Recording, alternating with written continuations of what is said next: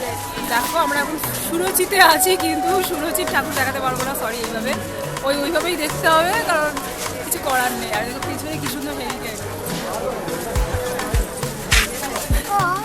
তারপরে সুরুচি সঙ্গ দেখার পর চলে আসলাম একটু স্ন্যাক্স খেতে। তো দেখতেই পেয়েছে যে আমরা সবাই মিলে স্ন্যাক্স খাচ্ছি, মেজো বৌদি, বনু, কাকা, কাকিমা। তো সবাই মিলে আমরা খাচ্ছিলাম চিকেন কাটলেট, আর তার সাথে নিয়ে নিয়েছিলাম হচ্ছে ফিশ ফিঙ্গার, আরও ছিল ফিশ চপ। তো সবাই মিলে খাওয়া দাওয়ার পর চলে গেলাম তো চেতলার ওই বড় ঠাকুরটা দেখতে, যেটা হয়েছিল আর কি অগ্রণীত ক্লাবে।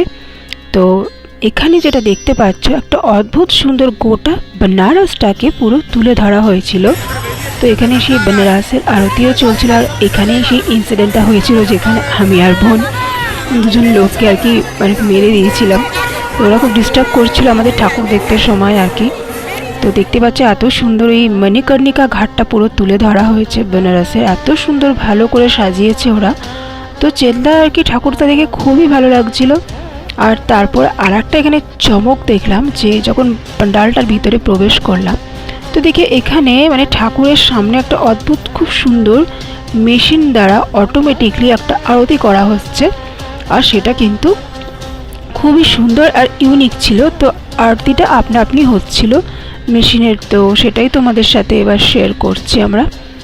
তো দেখে নাও কি সুন্দর, এই আরতিটার কথাই বলছিলাম, মানে মানে অটোমেটিক। আর এখানে কিন্তু সব আর কি তোমার আগুন জ্বলছে, মানে এখানে কিন্তু আগুন দিয়েই করা হচ্ছে আরতিটা।